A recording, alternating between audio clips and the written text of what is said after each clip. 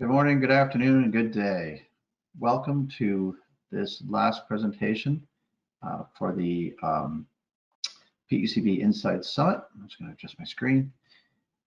This topic that we're covering today is all about the use of artificial intelligence and its weaponization by hackers or cyber attackers. We're going to talk about this in its present state and future state as well. That's me, Anthony English, and I'm a seasoned IT and cyber and information security professional. And I have a background in policing. I've worked in healthcare, I've worked in lottery and gaming, I've worked in utilities. And in each role, I had some aspect of security, but also IT as part of my job function. And I'm lucky to have two well-qualified panelists here today. Fuqua on the left in this picture is the Chief Security Officer at Northwave. He's responsible for information security, quality, continuity, and privacy. He's been a management consultant at PricewaterhouseCoopers Advisory after he graduated from Erasmus University in Rotterdam. His passion is helping people and organizations govern their information security by using a risk-based approach, which we all like to hear, to ensure the measures are aligned with the objectives of the organization and taking into account the needs and requirements of the various stakeholders. Fuqua likes to keep things simple and pragmatic while making the solutions easy to implement and adopt. Thank you for joining on the panel today, Fuqua. Thank you. Thank you for inviting me. And we have another very well qualified panelist today, Dragan. Dragan Pleskoniak is Senior Director of Application Security at IGT, an international gaming corporation. In his current role, he directs, coordinates, and oversees application security efforts at the organizational level. Dragan is a well-known expert and influential strategic thinker in the area of information security, privacy, and machine learning, as well as artificial intelligence, luckily enough for us. He's an experienced leader and he's held top positions at international companies and organizations working with clients and partners from various sectors worldwide, including finance and banking, technology, telecoms, services, lotteries, gaming, education, government, and others. He has a rich and varied experience in creating and managing startups, new business development, and has a proven leadership and talent for creating, managing, and organizing successful teams. He's initiated and held positions in a number of industry projects, as well as in research and development projects. Dragan is currently an adjunct professor for various cybersecurity and computer science courses. He's the author of 10 books so far, and I'm sure there's more coming, including university textbooks on topics such as cybersecurity, operating systems, and software. Dragan is also an inventor with a set of patents granted by USPTO and also CIPO, EPO, and WIPO patent offices. He's published more than 70 scientific and technical papers, so he doesn't write very much, as you can tell, at conferences and journals. And his current research and development focus is on intelligent predictive security. So we're going to actually talk a little bit about those various skill sets in this presentation, which is great. He's also exploring the paradigm shift in information security and privacy with artificial intelligence and machine learning. And he's the initiator and founder of ImpressEC project and solution. We're going to hear a little bit about that today as well, because it's actually applicable to the topic at hand. So gentlemen, definition is always good, so we all know what we're talking about. And as I think all of us can agree, artificial intelligence is not a single thing. It's a few mixes of technologies and concepts that make up AI. So, Fuqua, what do you think about this definition of artificial intelligence? Does this capture it for you? Yes, it does. It also does show us the actual definition of what we think of it. So it's less the science fiction type of artificial intelligence that we see as of yet. What hasn't come can still be reality, but as for now, it's mostly intelligence displayed by machines. and at least intelligence perceived by humans. And Dragon, your thoughts on the definition? Yes, so when we talk about artificial intelligence definitions, I think if you talk to two of us, you will find three definitions probably. So different people think differently about, yes, what is AI. So I would say that I'm more focused on something what Mark Kantrovich long time ago said and called weak AI, which means AI focused on some specific domains or specific areas. So you can apply that to cybersecurity, but also you can apply that to medicine, to pharmacy, to retail, whatever. And actually knowing the domain and focusing using machine learning and artificial intelligence to solve specific issues and specific areas is something what is, I think, more realistic to talk about at present days. So I would say artificial intelligence in definitions that we had by Mark Kantrovich is weak artificial intelligence is here now, and something called AGI or artificial general intelligence or strong AI, which will mimic totally human behavior and think for themselves is, I don't know, but what we publicly know is pretty much far from today. Yeah, and that's the concept in science fiction shows and movies and so on, where the artificial intelligence is more of a human mind in its thinking. Yes, and if I may say here, I think that some movies painted artificial intelligence is pretty bad way scaring people that it will take and kill all of us.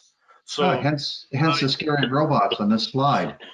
Yes, but I would like to think about artificial intelligence something for good of all us and for good of society. So we need to talk how we can make that to be good artificial intelligence.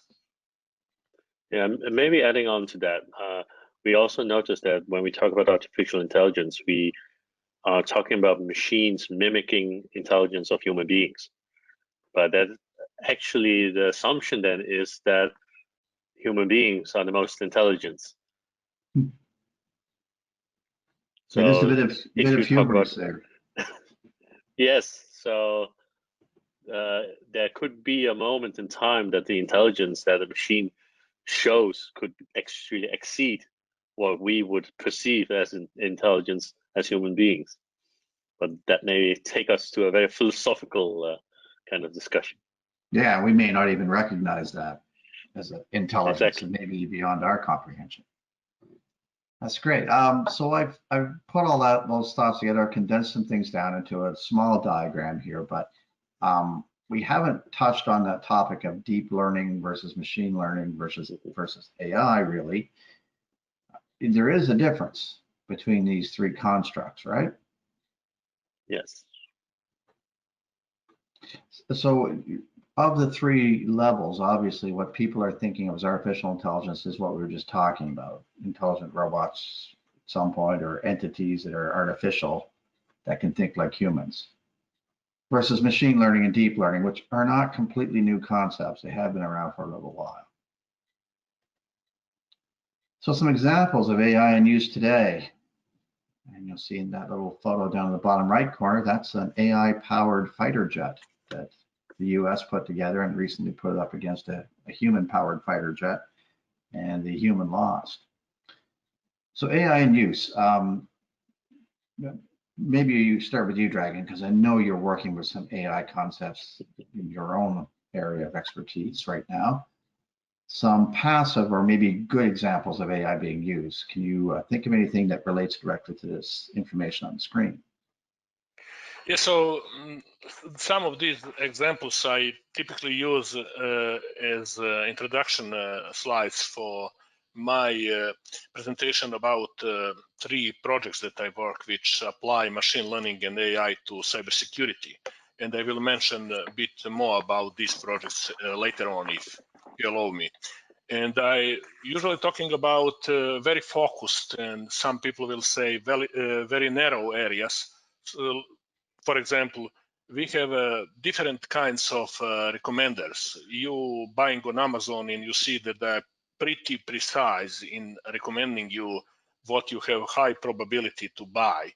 And you may ask yourself how they find that.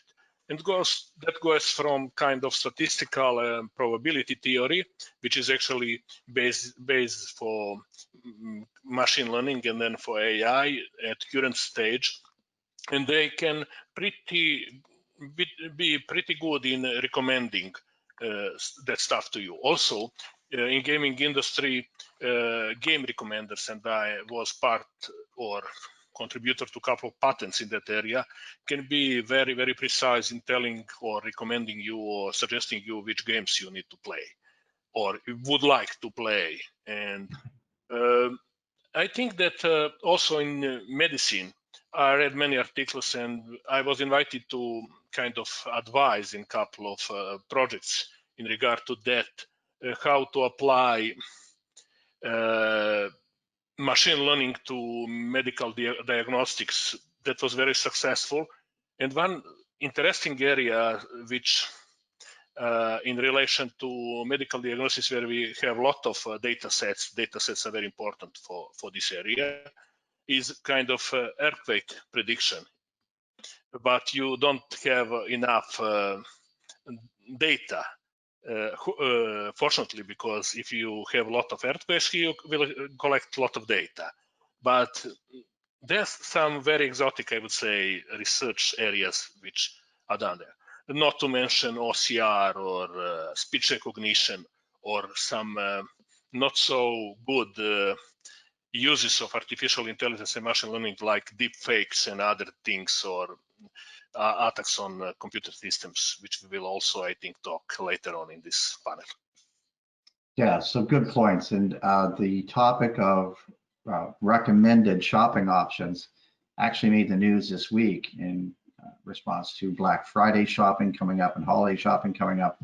And it was painted in a very negative way by the news service that talked about it in the story as a service that kind of steers your shopping and convinces you to buy more at times as well. Fuqua, any comment on any of these items? Yes, I do. As adding on to what Dragan says is, if you look at the current technology on virtual personal assistants, so making appointments is still a very labor-intensive kind of thing, especially if you do that with board members or people with very busy schedules. But you now see personal assistants coming up, software tools that use machine learning, use AI to actually do the whole conversation online via email to pinpoint a spot on different agendas to make an appointment, which is actually taking over the personal assistant or secretary's job. So there are more and more techniques which help relieve the labor-intensive part of what we do in the office. And another thing that we see with, yes, Rick? Go ahead. Another thing that we see is that a lot of IoT stuff are now incorporated with AI. So you see washing machines, you see microwaves, even refrigerators, which actually can determine, like a refrigerator can determine what's inside, having a connection with internet and actually do your shopping for you, knowing that, you always might buy this type of milk. So milk is getting, there's no milk in the refrigerator, let's buy a new one. And as you might imagine, the more intelligence you build into systems like that, the greater the risk that someone could compromise it and use it against you. Exactly. And if I may add here, most of these systems rely on personal data, PII, and to make these recommendations and very precise things, they will need to somehow profile you or your needs or your habits or whatever. And that goes to privacy invasive things. And that comes to a point where this is maybe dangerous to people. So we need really to be very careful, really careful how we apply this technology. So we're going to have a poll question right now that's going to pop up for all the attendees to answer. And those questions, the results will be then, let me screen that up. I don't know if the poll question has come up yet or not. Yes, it has You come see up. it? Great, perfect. Yep. So the poll question will stay up for just a few minutes here and let everyone answer the question.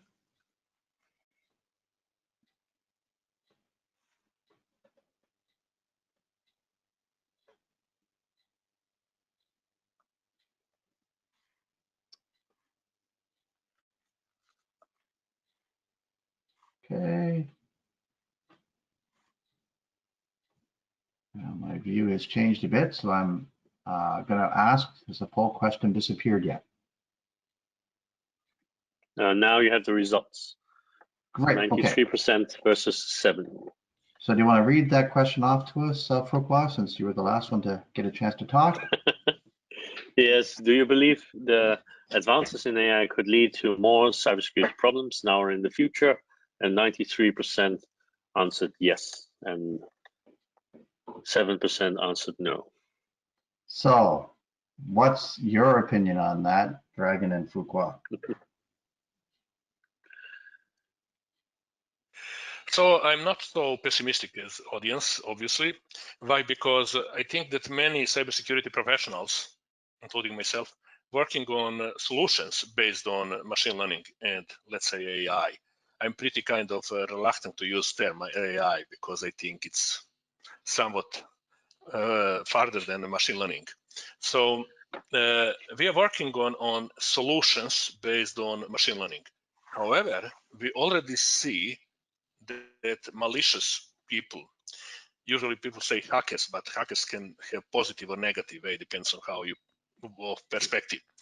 So malicious hackers doing a lot of stuff different way, and they employing machine learning and AI in attacking or offensive side of. We from defense side using AI and ML as well to protect systems. There is a notion, or people usually think that hackers are far more advanced than defensive side. But I would say what I typically said to my students: if you attacking, you choose time, goal, way of attacking, and you can choose everything, method. If you are defending systems, you need to protect system you are responsible for all the time, from all types of attacks, all origins of attacks, and on methods. And I think defending systems is much more requiring task than attacking. So I believe that as a result of that, hackers can employ AI and ML to create very targeted, very focused systems to attack and to be successful in that. From side of defense, you need to do all, as I said, all time, all methods, all ways at every place. So it's not easy task. And as a result of that, attackers are going to be more successful from perspective of that way, like goalkeeper in football. Goal scorer is more attractive than goalkeeper. That's one analogy that I may use to tell here. So Fuqua, what do you think about those results? I guess I agree mostly that with the advances of AI, the cybersecurity problems will increase. But I also believe that with the advances in AI for the attackers, the defenders can use the same AI as well. So in the long run, it may become a more even playing field, as it's easier for machines to keep a continuous watch than human beings. So the race whereby the attackers have more time or unlimited time and resources, it's going to be leveled out in the future. So can either one of you think of some recent examples of AI weaponization in the news, or that you may have seen utilized anywhere in nation state or anywhere else? For me, I recently saw some chatbots, which can be incorporated within like LinkedIn or Facebook, which actually approaches people after they take over an account as if they were friends and asking for sometimes some financial requests, which sometimes may be strange if suddenly a contact you haven't talked to, but they are getting smarter and smarter, or they are analyzing better or profiling better which people they should target. So if you have very little contact on those media platforms, they won't directly use those connections as well, which is actually quite scary. Interesting. Dragon? As a colleague said, so there are many ways, and I saw many examples. Deepfakes are one of the examples there. Actually, from movie industry, where to save some money on creating movies and filming actors in different body postures and moves of hands and legs and other parts of body, and also recording their voice, we came to a position where hackers now can create really deep fakes, which they can put you telling whatever they want, and that will be really kind of recording or movie or video that fairly few people can recognize that something what is real you or it's something artificial or fake.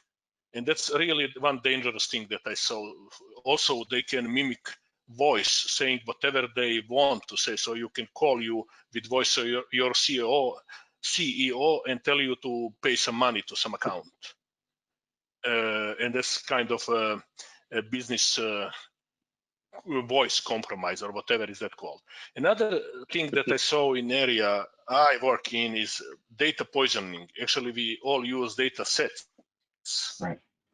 but we know for machine learning, when we want to have very good data sets and balanced data sets, so we can teach our models for artificial intelligence for machine learning. But hackers are trying to poison and to put bias into data sets. Third thing that I saw is manipulating bots. And also another thing is reversing malware and putting intelligent behavior in malware, so malware can hide from anti-malware tools, antivirus tools. So that's a couple of things that already I think are threat vectors that we can see in the field. It's going to be, I would say, pretty advanced and pretty worrying. And I also heard about campaigns, political campaigns. So also on social media, whereby accounts were created with pictures of computer-generated pictures. So they actually look very human, but they were actually scavenged from the net from different photos to create a new one. And because they have a certain political message, if you create enough accounts creating fake news, it suddenly becomes a trending topic. Right. Yeah, we've seen it used to great effect in certain elections in recent history, not to name any. And people ask me why I wear sunglasses in all my photographs that I put online or share around. This is why. If I come to you talking in sunglasses someday, telling you it's snowing outside or something, you know it's not me. So we have a little bit of humor. I'm just going to show you guys that now. So let's talk about the weaponization portion of it. So some current uses of AI in cybercrime. You just heard some good examples. Using it to weaponize malware and using it to hide code inside of benign applications. I'm sure everyone's heard already about the risks with open source being polluted with malware inside of it. And some of that malware has some intelligence to it to adapt. So as you download the open source, it'll download some friends with it and try to take over your network. What about these other ones? Have you guys had any experience with any of these uses of AI in cybercrime? Or do you have any opinion on them? We talked about data poisoning. What about GANs? because that's probably a term not a lot of people have heard.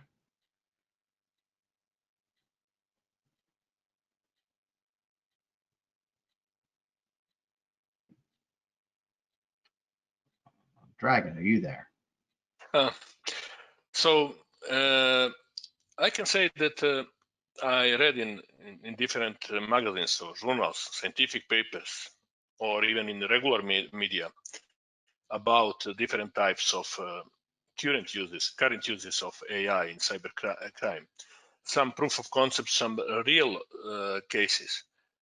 Sometimes maybe we experience different types of attacks, and they may be based on AI, and we are not aware because we don't know what is used behind the scene and what hackers employed to break into networks or to steal data or to poison data or whatever.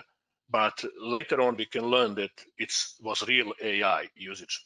I saw some examples on hacker sites or on network security and cybersecurity sites, which discuss and give some specific code snippets or kind of videos which show how exactly these attacks are done.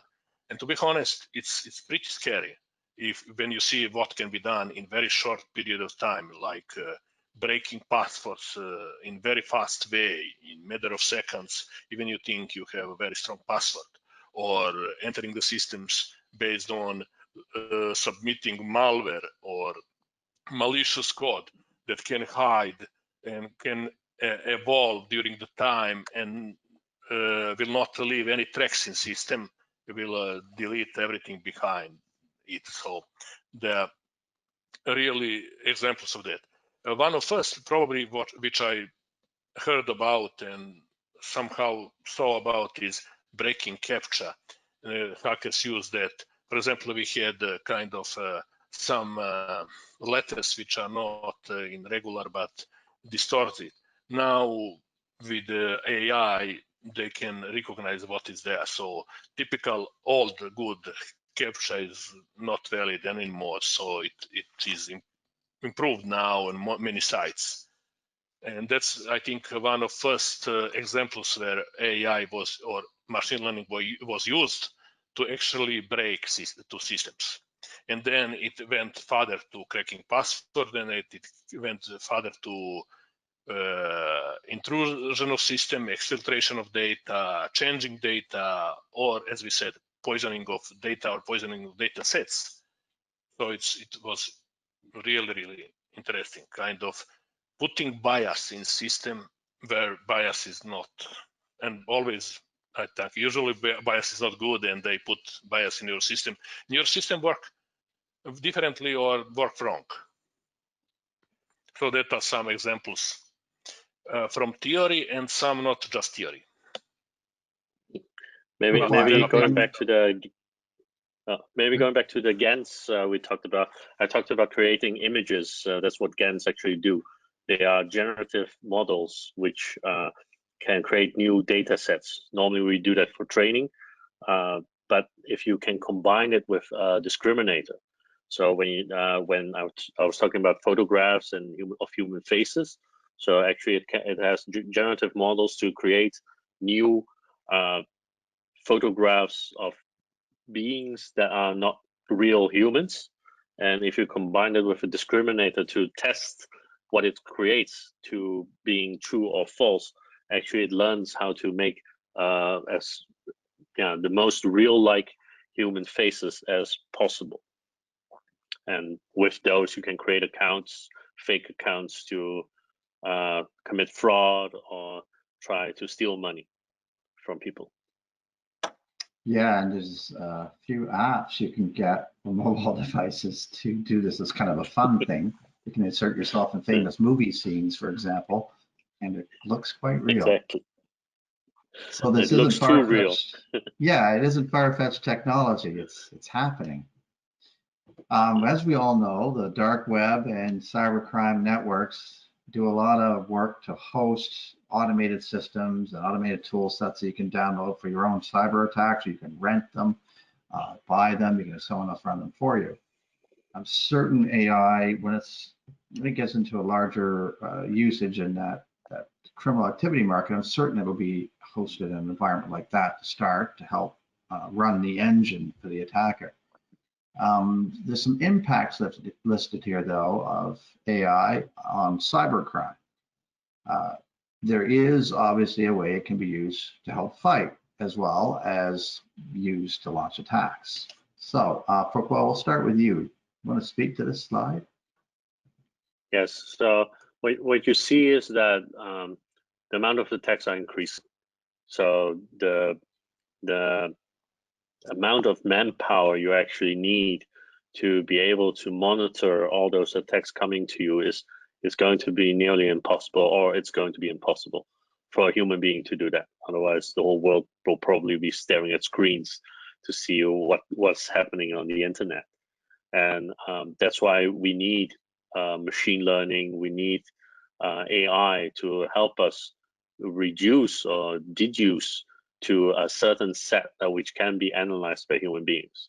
But then going back to what I said is that artificial intelligence is like trying to come to the intelligence level of human beings. The question for the future would be, is that the maximum that there is?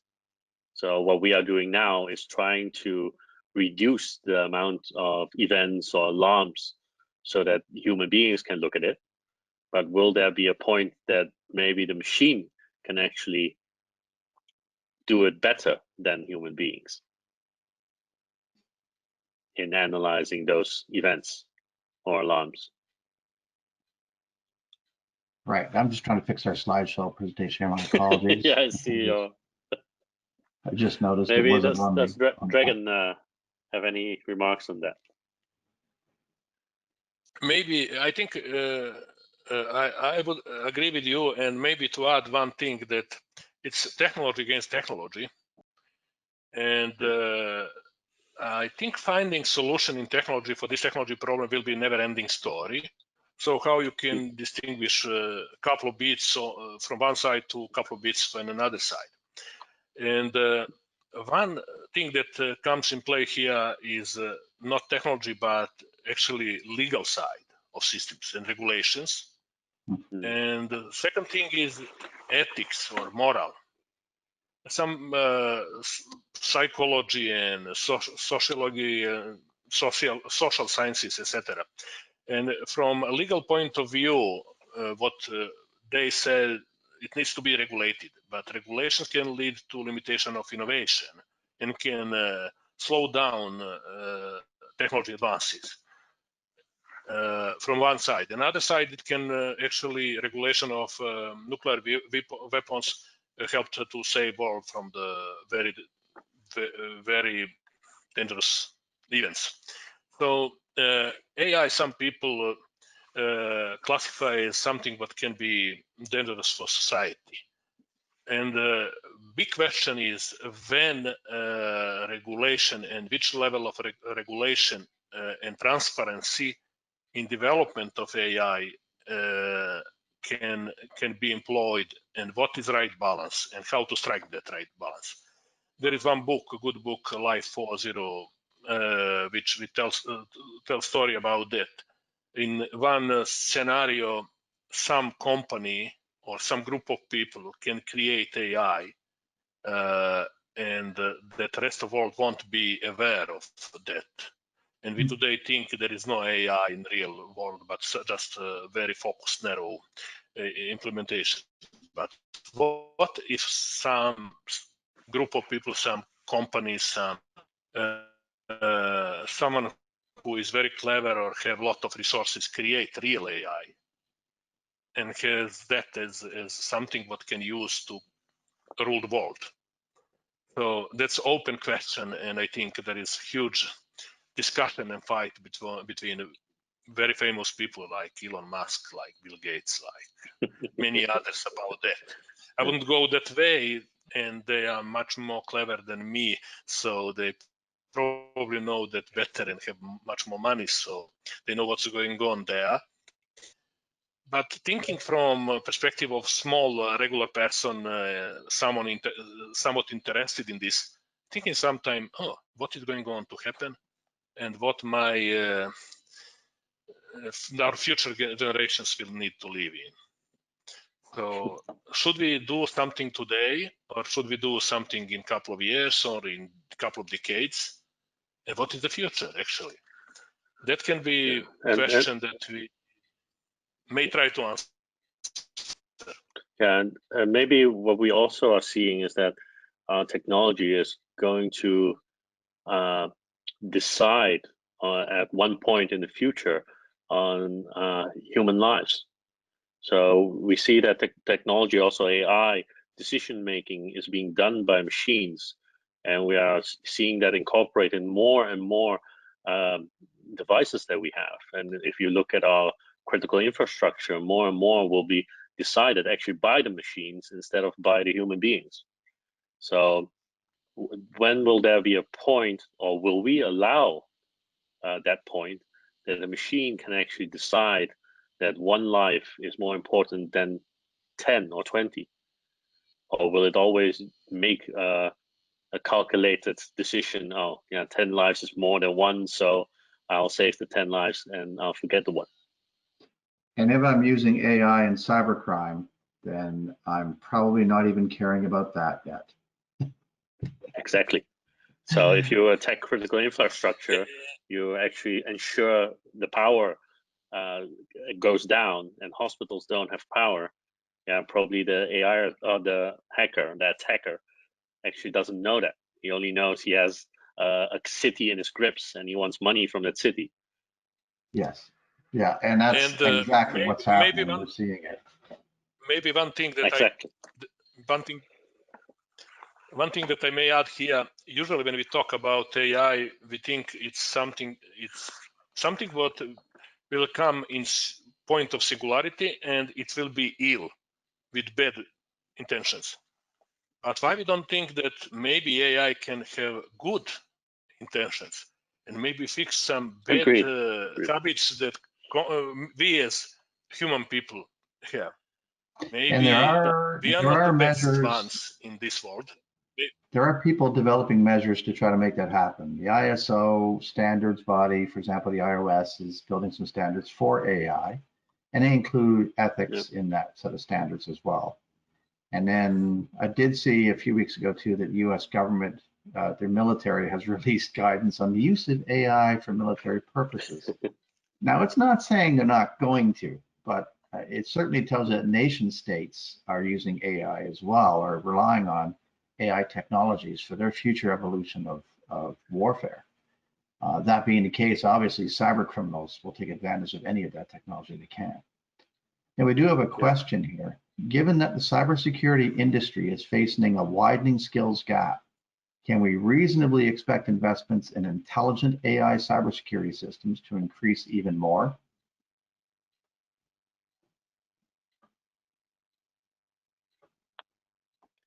I guess it will, because we see that being able to educate and create staff that can actually man a security operating center, for example, it requires not only theoretical education, but it requires actually hands-on education and working on the job. If you can program that to a certain degree, or maybe to the full extent that the system itself can take over many decisions that a security analyst actually does, then it would really help in the workforce gap that we see now. And Dragon, I think I know some of your response to this. I think that there will be investments in that area. Even I see today, this on slide is with my 3 projects I'm working on during the time, which apply AI and machine learning. And I see some level of interest, but also I see that some venture capital companies and investors are still under impression from 90s, I say, previous millennium. It's now when artificial intelligence was a hot topic, but overpromised and undelivered. And my thought is that that happened because there wasn't so many computer power, connectivity, tools, etc., etc. Today we have a lot of things. For example, when I started working on this Impressec project, I need 14 days to create one neural network model, and then I test that model, and I find usually it doesn't work as expected. So change something and then wait new 14 days, 2 weeks to do that. Now I can do that same work, or even better, in a matter of minutes. So that's growth of speed of computers, growth of other resources like memory, and also growth of connectivity. So I can gather data much faster. I can store much more data, for example, working with terabytes of data, what was impossible in that period of time. Imagine you need to move 1 terabyte of data from one location in single city, same city to another. It's easier to, probably if you don't have fiber optic, to move that by car. That was similar, but just on with other numbers. And maybe opportunity to tell what these projects are, if you don't mind. So this Impressec, which I started talking about, started as actually machine learning aid to intrusion detection system in wireless networks. I had started that time, 20 years ago. So that project has ups and downs, and published a number of scientific papers, and some of that papers that you mentioned in my intro were actually about that, and some patents as well. And in simplest way, that's putting the sensor, something we call sensor, which is actually software which sits on network and looks into traffic and finds patterns of normal and anomaly traffic. And if traffic is not normal, meaning anomaly, meaning can lead to threat or attack or exploit, then we categorize it in terms of severity, and that's done by machine learning models and with very high accuracy. And then we can categorize it about also confidence score. So how confident we are that categorization, classification is good. So it's a set of machine learning models which do classification, and actually AI and machine learning is for classification and for prediction. Another component is agent. It sits on end computer endpoint, whatever is that, server, desktop, laptop, mobile phone, tablet, or even pass-through device like router, like firewall access point. And it can spot behavior problems and tell, oh, this is something which is going to be dangerous or going wrong. And then if we call it, so that's interesting thing that we can talk about, maybe in the interest of time to cut it. Yeah, very interesting.